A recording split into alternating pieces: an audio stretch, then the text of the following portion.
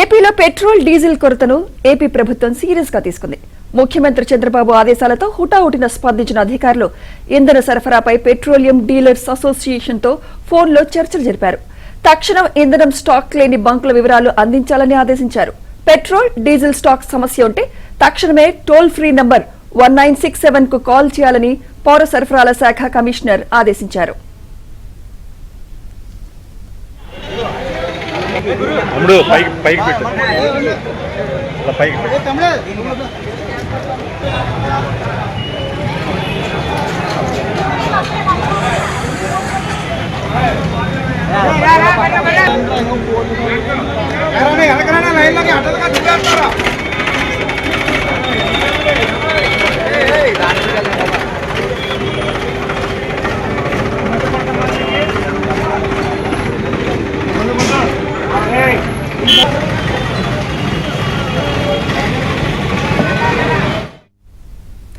ఏపీలో petrol diesel కొరతను AP ప్రభుత్వం సీరియస్ గా తీసుకుంది. ముఖ్యమంత్రి చంద్రబాబు ఆదేశాలతో హుటాహుటిన స్పందించిన అధికారులు ఇంధన సరఫరాపై పెట్రోలియం డీలర్స్ అసోసియేషన్ తో ఫోన్లో చర్చలు జరిపారు. తక్షణం ఇంధనం స్టాక్ లేని బంకుల వివరాలు అందించాలని ఆదేశించారు. పెట్రోల్ డీజిల్ స్టాక్ సమస్య ఉంటే తక్షణమే టోల్ ఫ్రీ నంబర్ 1967 కు కాల్ చేయాలని పౌర సరఫరాల శాఖ కమిషనర్ ఆదేశించారు.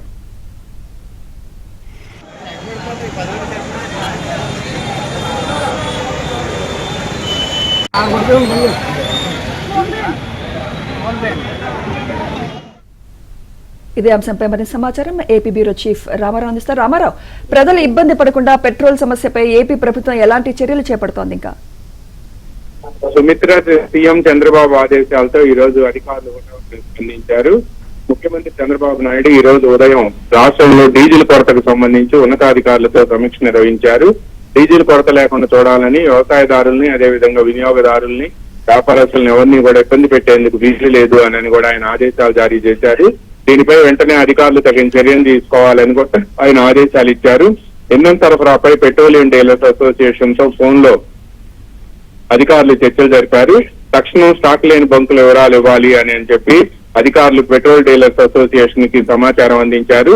జిల్లాల అధ్యక్షులకు సమాచారం పంపించిన రాష్ట్ర డీలర్ల అసోసియేషన్ వెంటనే తమకు నో స్టాక్ బోర్డు పెట్టిన బంకుల వివరాలు పంపించాలని చెప్పి కోరింది. స్టాక్ సమస్య ఏదైనా ఉంటే తక్షణం టోల్ ఫ్రీ నంబర్ 1967 కాల్ చేయాలి అని కూడా కమిషనర్ ఆదేశాలు జారీ చేశారు.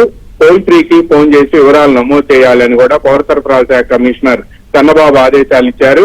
గత ఏప్రిల్ కంటే 10% అదనపు సరఫరాకి ఆయిల్ కంపెనీలు నిన్న అంగీకారం తెలిపాయని, పెట్రోల్ డీలర్ల నుంచి వివరాలను Andhra Pradesh petrol dealer traders federation అధ్యక్షుడు రావి గోపాలకృష్ణ సేకరిస్తున్నారు.